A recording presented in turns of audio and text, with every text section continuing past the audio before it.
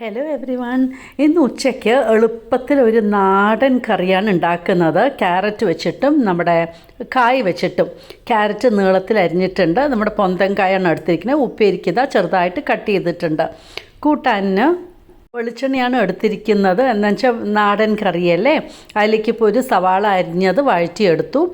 അതിനുശേഷം ഇതപ്പോൾ ക്യാരറ്റ് നീളത്തിൽ അരിഞ്ഞത് ആഡ് ചെയ്ത് കൊടുത്ത് ഒന്നും കൂടെ നമുക്കൊന്ന് വഴറ്റിയെടുക്കണം. ആ ഒരു പച്ച മണയ്ക്ക് പോകുന്നത് വരെ. ഇനി ഇതിലേക്ക് ഒരു 2 പച്ചമുളക് കീറിയിടുന്നുണ്ട്, ഒരു എരിവ് കിട്ടാനായിട്ട്. ഇപ്പോൾ ക്യാരറ്റിൻ്റെ പച്ചമണയ്ക്ക് പോയിട്ടുണ്ട്. ഇനി നമുക്കിതിലേക്ക് പാകത്തിന് വെള്ളം ആഡ് ചെയ്ത് കൊടുക്കാം. എന്നിട്ട് ഉപ്പും ഒരു 1/4 ടീസ്പൂൺ ടേമറിക് പൗഡറുമാണ് ആഡ് ചെയ്യുന്നത്. അപ്പോൾ നമ്മുടെ ക്യാരറ്റ് ഇവിടെ ഒന്ന് വെന്ത് വരട്ടെ. വേഗം കുക്കായി കിട്ടും. അപ്പോൾ ഈ സമയം കൊണ്ട് അപ്പുറത്തെ അടുപ്പിൽ ഞാൻ ചീഞ്ചട്ടി വെച്ചിട്ടുണ്ട്. അതിലേക്ക് ഓയിൽ ഒഴിച്ചു കൊടുത്തു. ഒരു സവാള കട്ട് ചെയ്തും 2 പച്ചമുളകും കരിവേപ്പിലയും ആഡ് ചെയ്ത ശേഷം നന്നായിട്ട് വഴറ്റി കൊടുക്കാം. ഇത് എളുപ്പത്തിൽ ഉണ്ടാക്കാൻ പറ്റുന്നതാണ്. ക്യാരറ്റ് അരപ്പിന് നാളികേരം എടുത്തിട്ടുണ്ട്. ഒരു 1/4 ടീസ്പൂൺ ടേമറിക് പൗഡർ, ഒരു 1/2 ടീസ്പൂൺ ചില്ലി പൗഡർ, പിന്നെ കുറച്ച് ജീരകം കൂടെ ചേർത്തിട്ട് നമുക്ക് നന്നായിട്ടൊന്ന് അരച്ചെടുക്കാം. അപ്പോഴത്തേനും ഉള്ളി വഴന്ന് കഴിഞ്ഞു. ഇപ്പോൾ കായ അരിഞ്ഞ് വെള്ളത്തിലിട്ടിരിക്കണേ, അതിൻ്റെ കളറ് പോവാതിരിക്കാൻ വേണ്ടിയിട്ടാണ്. ഇപ്പോൾ നമുക്ക് കായ ആഡ് ചെയ്ത് കൊടുക്കാം. ഇത് പൊന്തൻ കായതുകൊണ്ട് വേഗം വേഗം, അപ്പോൾ അധികം സമയം എടുക്കില്ല.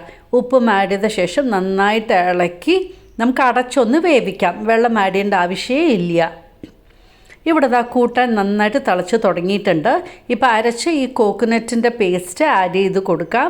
പിന്നെ പാകത്തിന് വെള്ളം, നമ്മുടെ മിക്സി പാത്രം തന്നെ കഴുകി ആ വെള്ളം തന്നെ എടുക്കാം. നമുക്ക് കൂട്ടാൻ എത്ര വെള്ളം വേണോ അതിനനുസരിച്ചിട്ട്. ഇത് നല്ല ഒരു സിമ്പിൾ കറിയുമാണ്, ടേസ്റ്റിയുമാണ്.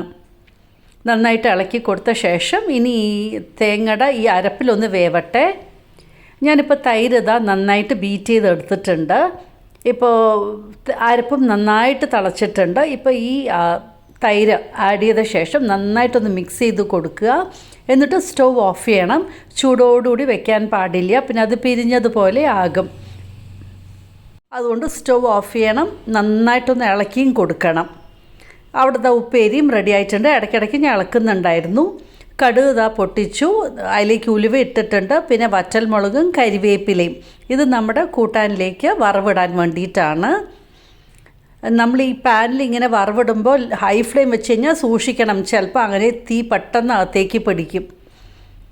ഇനിയിപ്പോൾ വറവ് നമ്മുടെ കൂട്ടാനിലേക്ക് ഇടാം.